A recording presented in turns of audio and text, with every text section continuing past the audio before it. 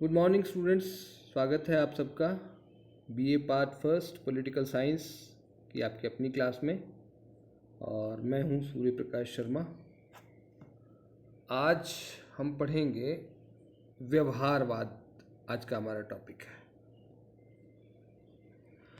ये paper first का second topic है आपका। फर्स्ट टॉपिक हम पढ़ चुके हैं, राजनीति विज्ञान का परंपरागत एवं आधुनिक दृष्टिकोण। तो उसमें मैंने आपको बताया था कि राजनीति विज्ञान लगभग 2350 साल पहले जन्मा यूनान में, और निरंतर उसमें बदलाव आता रहा, विकास होता रहा। 20वीं शताब्दी के मध्य में आकर के उसमें एक बड़ा बदलाव आया, और जिसने आधुनिक राजनीति विज्ञान कहा हमने उसको, राजनीति विज्ञान का आधुनिक दृष्टिकोण कहा। ये आधुनिक दृष्टिकोण जो था वो क्यों आया, उसके पीछे कौन था? वो यही व्यवहारवाद था। व्यवहारवाद ने ही राजनीति विज्ञान में आधुनिक दृष्टिकोण को जन्म दिया, ये हम कह सकते हैं। तो इसलिए अब हम व्यवहारवाद को समझने की कोशिश करेंगे। राजनीति में जो नया विज्ञान विकसित हो रहा था या हुआ है, वो व्यवहारवादी क्रांति से आरंभ होता है। व्यवहारवादी क्रांति क्या थी? परंपरागत राजनीति विज्ञान की जो विषय वस्तु थी, उसकी जो प्रकृति थी, उसका जो क्षेत्र था, उसकी अध्ययन पद्धतियाँ थी, उपलब्धियाँ थी, उसकी अवधारणाएं थी, उन सब के प्रति असंतोष और राजनीति का वैज्ञानिक ढंग से अध्ययन हो सकता है, इस नई सोच ने या इच्छा ने राजनीति विज्ञान में व्यवहारवादी क्रांति को जन्म दिया। मतलब ये है कि जो परंपरागत दृष्टिकोण था राजनीति विज्ञान का, उसके प्रति असंतोष उत्पन्न हुआ विद्वानों में, उसकी उपलब्धियों के प्रति, उसके अध्ययन पद्धति के प्रति, उसकी विषय वस्तु माने जिस चीज़ का हम अध्ययन कर रहे थे, वो राज्य और सरकार का अध्ययन हम कर रहे थे, उसके प्रति असंतोष उत्पन्न हुआ। और उन विद्वानों को ये भी लगा कि कोई वैकल्पिक पद्धति हो सकती है जिससे हम अपने विषय को विज्ञान बना सकते हैं। इस सोच ने राजनीति विज्ञान में क्रांति को जन्म दिया। क्रांति का मतलब तेजी से होने वाला परिवर्तन। और ये जो व्यवहारवादी क्रांति हुई, इस व्यवहारवादी क्रांति ने राजनीति विज्ञान को एक नया दृष्टिकोण दिया, जिसको हम व्यवहारवादी दृष्टिकोण कहते हैं। लेकिन ये व्यवहारवादी दृष्टिकोण भी ज़्यादा लंबे समय तक नहीं चल पाया। लगभग 2 दशक में मात्र ये परिवर्तित हो, मतलब समाप्त हो गया, या इसकी कमजोरियां सामने आ गई। और जिस व्यक्ति यानी डेविड ईस्टन ने इस दृष्टिकोण का प्रतिपादन किया था, उसी ने एक नए दृष्टिकोण को जन्म दिया, और इस नए दृष्टिकोण को नाम दिया गया उत्तर व्यवहारवाद। हालांकि उत्तर व्यवहारवाद ने व्यवहारवाद को बदल दिया, लेकिन ऐसा नहीं था कि व्यवहारवाद बिल्कुल खत्म हो गया, उसका प्रभाव समाप्त हो गया। व्यवहारवाद का प्रभाव राजनीति विज्ञान पर स्थायी रूप से अंकित हो गया, और आज का जो राजनीति विज्ञान है उसमें व्यवहारवादी क्रांति के कारण जो बदलाव आए थे, वो उनमें से बहुत सी चीज़ें आज राजनीति विज्ञान के अंतर्गत हमको दिखाई पड़ती हैं। तो अब हम इस क्रांति को समझने की कोशिश करेंगे, इस विचार को समझने की कोशिश करेंगे कि व्यवहारवाद था क्या, इसको समझने की कोशिश करेंगे। इसको समझने से पहले कुछ इंपॉर्टेंट फैक्ट्स को जान लीजिए, जो महत्वपूर्ण, जिन पर छोटे छोटे प्रश्न आ जाते हैं आपके परीक्षा में।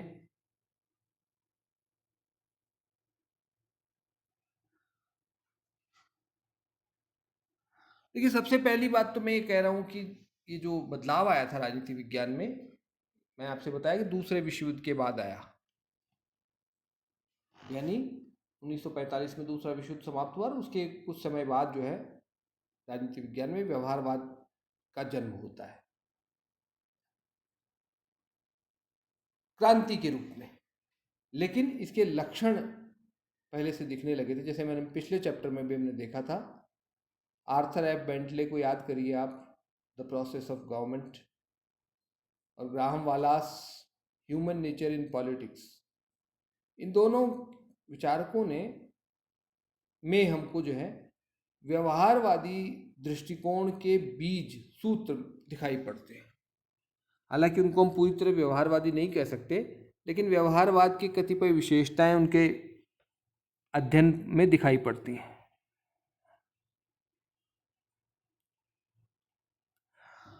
अच्छा, अगर हम ये बात करें कि पहली बार किसने इस शब्द का प्रयोग किया, तो वो थे फ्रैंक कैंट।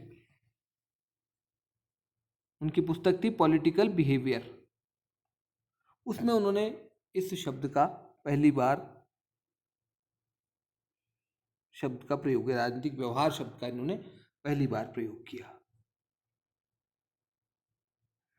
फिर 20वीं शताब्दी के तीसरे दशक में, यानी 1920 से 30 के बीच में, अमेरिका में एक विश्वविद्यालय है, शिकागो विश्वविद्यालय। वहाँ पर कुछ समाज वैज्ञानिक और राजनीतिक वैज्ञानिक जो थे, उन्होंने इस दिशा में काम किया, और उनके लीडर थे Charles E Mariam. Charles E Mariam ने जो है इस व्यवहारवादी सोच को जन्म दिया।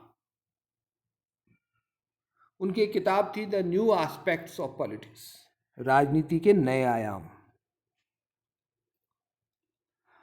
इन चार्ल्स ई मैरियम जो लीडर थे, शिक्षक थे वहाँ पर मूलतः, वो इस आंदोलन के नेता बने, और उन्होंने कहा कि राजनीति विज्ञान में भी व्यवहारवादी तरीके से अध्ययन होना चाहिए। अन्य विज्ञानों में होने लगा था, राजनीति विज्ञान में भी होना चाहिए। उन्होंने ये अभिलाषा व्यक्त की, और ये उन्होंने विश्वास भी जताया कि बहुत दूर नहीं है वो दिन जब हम राजनीति विज्ञान का अध्ययन व्यवहारवादी तरीकों से करने लगेंगे। इसी शिकागो स्कूल के बहुत सारे छात्र, हैरल्ड लासवेल, वीओ की, डेविड ट्रूमैन, हर्बर्ट साइमन वगैरह वगैरह ने आगे चल करके व्यवहारवाद के क्षेत्र में बहुत महत्वपूर्ण योगदान किया।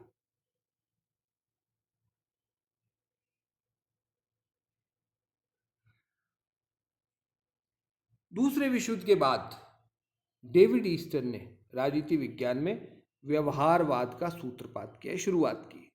तो यहाँ पर ये दो बातें जरूर ध्यान रखिएगा आप। चार्ल्स ई मैरियम जो हैं वो व्यवहारवाद के बौद्धिक जनक हैं, और डेविड ईस्टन जो हैं वो व्यवहारवाद के वास्तविक जनक हैं। बौद्धिक जनक का मतलब, उन्होंने ये सोच प्रकट की, विचार दिया कि हमें व्यवहारवादी होना चाहिए, हमारे विषय को भी व्यवहारवादी होना चाहिए। और उस काम को करके किसने दिया? डेविड ईस्टन ने। तो डेविड ईस्टन राजनीति विज्ञान में व्यवहारवाद के प्रणेता हैं, फादर ऑफ बिहेवियरल अप्रोच हैं, और चार्ल्स ई मैरियम जो हैं वो intellectual father of behavioural approach हैं, यानी बौद्धिक जनक हैं। तो ये ध्यान रखने की बातें हैं, कुछ इन पर प्रश्न आ जाते हैं। नेक्स्ट स्लाइड पे चलिए आप। कारण, क्यों ये क्रांति घटित हुई राजनीति विज्ञान में? इसको कुछ, क्योंकि कोई भी घटना होती है तो उसके पीछे कोई ना कोई कारण होता है, और ये तो इतनी बड़ी क्रांति थी। तो ये क्रांति क्यों घटित हुई? तो जैसा मैं पहले भी बता चुका हूं आपको कि 20वीं शताब्दी में आकर के, मध्य में आकर के, बहुत से राजनीति वैज्ञानिकों ने महसूस किया कि जो परंपरागत राजनीति विज्ञान की विषय वस्तु है, अध्ययन पद्धतियां हैं, अध्ययन का जो दायरा है, उसकी जो उपलब्धियां हैं, वो बहुत ही कम है, बहुत उनसे असंतुष्ट हुए लोग। और साथ में उन्होंने ये भी महसूस किया कि अन्य समाज विज्ञानों की तरह हम राजनीति विज्ञान का अध्ययन भी वैज्ञानिक तरीके से कर सकते हैं। तो इस दोहरी विचार ने, एक असंतोष और दूसरा आशा, असंतोष और आशा के इस मिले जुले रूप ने राजनीति विज्ञान में व्यवहारवादी क्रांति को जन्म दिया, व्यवहारवादी सोच को आगे बढ़ाया। एक लेखक हुए हैं S.L. वासबी। उन्होंने 4 कारण बताए हैं राजनीति विज्ञान में व्यवहारवादी क्रांति के। पहला कि 1930 के दशक में यूरोप से कुछ ऐसे विद्वान अमेरिका आए जिनका झुकाव समाजशास्त्र की ओर था। समाजशास्त्री थे वो मूलतः, और लेकिन राजनीति वैज्ञानिक थे, लेकिन समाजशास्त्र की तरफ झुकाव रखते थे। और उनके प्रभाव से राजनीति विज्ञान में व्यवहारवादी सोच विकसित होने लगी। दूसरा कारण उन्होंने बताया दूसरे विश्व युद्ध के। दूसरे विश्व युद्ध के कारण क्या हुआ कि बहुत सारे राजनीति वैज्ञानिकों को प्रशासन के साथ काम करने का मौका मिला और इसने उनकी सोच को बदला, और डिटेल में भी हम आगे देखेंगे। नेक्स्ट उन्होंने बताया कि भाई SSRC, social science research council एक संस्था थी, उसका योगदान, फोर्ड फाउंडेशन, कार्नेगी फाउंडेशन और रॉकफेलर फाउंडेशन, ये दान देने वाली संस्थाएं थी। सोशल साइंस रिसर्च काउंसिल भी जो है अनुसंधान के को सपोर्ट करती थी, और बाकी ये 3 प्राइवेट एजेंसियां थी जो रिसर्च के लिए पैसा देती थी। इन्होंने भी इस दिशा में महत्वपूर्ण योगदान किया। और चौथी बात, सर्वेक्षण पद्धति का विकास, जिसने मतदान व्यवहार और लोकमत के अध्ययन को संभव बनाया। ये 4 कारण थे जिन्होंने राजनीति विज्ञान में व्यवहारवादी क्रांति को जन्म दिया। ये कहते हैं S.L. वासबी। सर्वेक्षण पद्धति क्या है? एक अध्ययन करने का तरीका है, जिसके तरीके से हम आंकड़े तथ्य इकट्ठे करते हैं और अध्ययन कर पाते हैं। पहले था नहीं, उपलब्ध नहीं था इस तरह की विधि, तो इस प्रकार का अध्ययन, व्यवहारवादी अध्ययन संभव नहीं था। नेक्स्ट स्लाइड पे चलते हैं अपन। एक और लेखक हुए बर्नार्ड क्रिक। उन्होंने भी 3 कारण दिए मोटे मोटे। उन्होंने कहा कि अमेरिकी संस्कृति में कुछ ऐसे विचार थे, ऐसी एक कहें कि अप्रोच थी संस्कृति में लोगों की, जिसने व्यवहारवादी क्रांति को जन्म दिया। वो कौन कौन सी थी? एक तो यथार्थवादिता, एक तथ्योन्मुखता, और तीसरा विज्ञानवादिता। यथार्थवादिता माने यथार्थ को देखने की, कल्पना से दूर रहने की प्रवृत्ति, वास्तविकता पर ध्यान केंद्रित करने की प्रवृत्ति। तथ्योन्मुखता यानी तथ्यों को देखने की, मूल्यों के बजाय तथ्यों पर ज़्यादा ध्यान देना, फैक्ट्स को। और तीसरा विज्ञानवादिता, यानी राजनीति विज्ञान को, हर चीज़ को वैज्ञानिक तरीके से देखने का नजरिया। ये अमेरिकी संस्कृति की विशेषताएं थी, और इन्हीं विशेषताओं ने बर्नार्ड क्रिक के अनुसार व्यवहारवादी क्रांति को जन्म दिया। तीसरे विद्वान हैं रॉबर्ट ए डहल। इन्होंने 5 बातें बताई हैं, और ये 5 बातें आप विस्तार से लिख सकते हैं। ये 5 बड़े कारण हैं, सब इसमें लगभग सारी चीज़ें आ जाती हैं। पहला, शिकागो स्कूल का योगदान। शिकागो स्कूल माने शिकागो विश्वविद्यालय में ऐसे विचार, ऐसे विद्वान जो राजनीति विज्ञान को वैज्ञानिक तरीके से पढ़ने की बात सोचते थे, जिनकी जिक्र मैंने पहले भी किया। चार्ल्स ई मैरियम के नेतृत्व में यह आंदोलन चला वहाँ पर, राजनीति विज्ञान को वास्तविक विज्ञान बनाने का आंदोलन। और इसमें बहुत सारे लोग जुड़े, जिनमें मैंने आपको नाम बताया, हैरल्ड लासवेल एक बहुत बड़े विद्वान थे, वहीं के स्टूडेंट थे। वीओकी थे, डेविड ट्रूमैन थे, हर्बर्ट साइमन, G.A. आमंड, ये सारे लोग जो हैं उस शिकागो स्कूल से निकल करके आए थे, शिकागो विश्वविद्यालय में पढ़े थे, विद्यार्थी रहे वहाँ के दूसरे विश्व युद्ध से पहले, और उन्होंने फिर आगे चल करके राजनीति विज्ञान में व्यवहारवाद के विकास में महत्वपूर्ण योगदान किया। दूसरा, बहुत सारे समाजशास्त्रियों और मनोवैज्ञानिकों का यूरोप से आगमन, अमेरिका आ गए बहुत सारे लोग, तो इन लोगों ने राजनीति विज्ञान के अध्ययन को प्रभावित किया, और इन्होंने अंतः अनुशासनात्मक दृष्टिकोण को बढ़ावा दिया राजनीति विज्ञान में, जो कि व्यवहारवाद का एक लक्षण है। आगे हम देखेंगे इसको और विस्तार से। तो दूसरा कारण ये है कि यूरोप से आने वाले जो समाजशास्त्री थे, मनोवैज्ञानिक थे, उन्होंने भी इस दिशा में योगदान किया। और वो योगदान किस प्रकार का था कि उन्होंने राजनीति विज्ञान के अध्ययन को अंतर विषयक बनाने की दिशा में कार्य किया। तीसरा था कारण था दूसरा विश्व युद्ध। दूसरे विश्व युद्ध के कारण बहुत सारे राजनीतिक वैज्ञानिकों को अपने कल्पना जगत से बाहर आने का अवसर मिला। राजनीति की यथार्थ वास्तविकताओं का सामना करना पड़ा उन्हें, और उन्होंने ये महसूस किया कि भाई जो हम पढ़ रहे थे वो तो किसी काम का नहीं है हमारे, इससे तो किसी समस्या का समाधान नहीं होता। वास्तविकताएं बहुत बदल चुकी हैं, धरातल पर कुछ और है और हम कुछ और पढ़ रहे हैं लाइब्रेरी में बैठ करके। तो इस अवसर ने उन्हें अपने विषय को बदलने के लिए प्रेरित किया, और उन्होंने व्यवहारवादी तरीके से अध्ययन करने का निश्चय किया और उस दिशा में कार्य आगे बढ़ाया।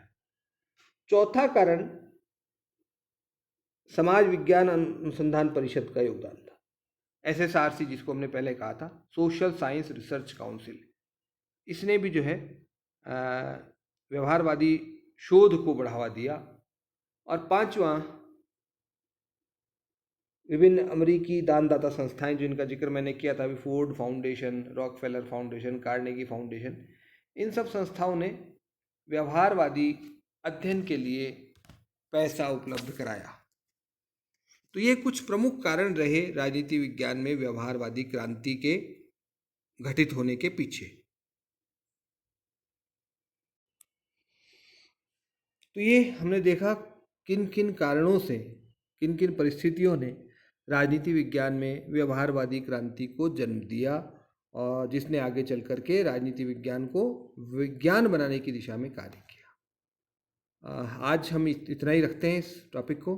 नेक्स्ट लेक्चर में हम बात करेंगे व्यवहारवाद होता क्या दरअसल, इसको और विस्तार से समझने की कोशिश करेंगे। संक्षेप में तो मैंने बताया आपसे कि मानव व्यवहार का अध्ययन करके राजनीति विज्ञान को वैज्ञानिक बनाने का तरीका था ये व्यवहारवाद, लेकिन विस्तार से चर्चा हम अगली लेक्चर में करेंगे।